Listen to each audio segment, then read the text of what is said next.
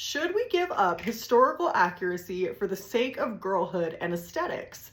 This was the question on my mind as I watched 2006's Marie Antoinette, a movie directed by Sofia Coppola, starring Kirsten Dunst as Marie Antoinette, the 15-year-old girl married to Louis XVI, who later becomes the Queen of France. Now, I'm a big fan of Sofia Coppola movies, and I love the eye that she has for the female experience as well as her visuals.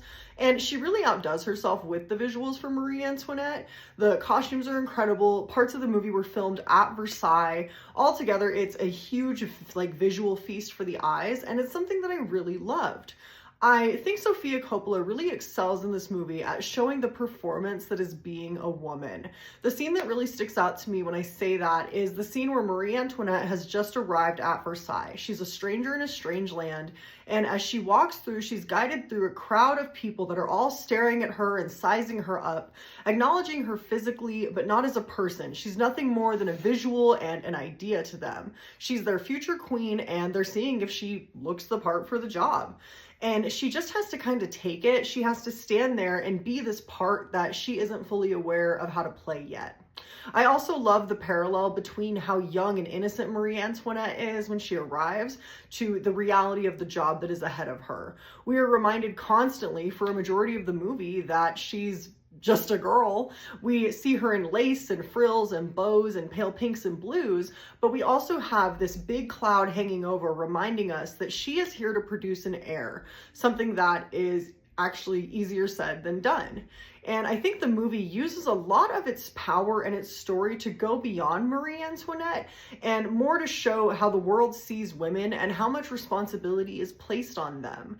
You see this the best, I feel, when Antoinette is told that she alone has to solve this major conflict between countries, and the weight of the world and the fate of her family is on her shoulders, and that the only way that she can save them is by producing an heir.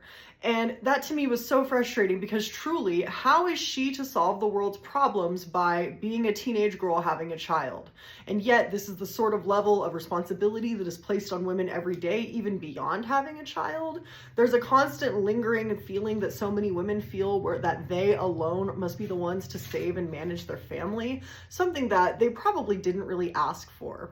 And so to circle back to my original question, from a historical perspective, the Marie Antoinette movie leaves a lot to be desired. Marie Antoinette is portrayed more innocent in this movie, although still a woman with a shopping and gambling habit. The movie shows a little bit of the French Revolution, but doesn't go all the way. And since the movie is shown to us from Antoinette's perspective, we don't get to see a lot of the public's deep hatred for her as a symbol of wealth, extravagance, and lavish living while people are starving and suffering in the streets.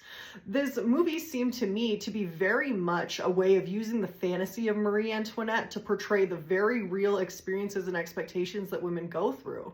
And I personally feel if this story had been told about a fictional character, that maybe that would have been lost because it would have done nothing but draw comparisons to the real life inspiration. So overall, I really loved this movie. I want to give it a 9 out of 10. It was beautiful and it was fun, and it was actually interesting to be able to relate to someone like Marie Antoinette, someone that I would never regularly find myself relating to.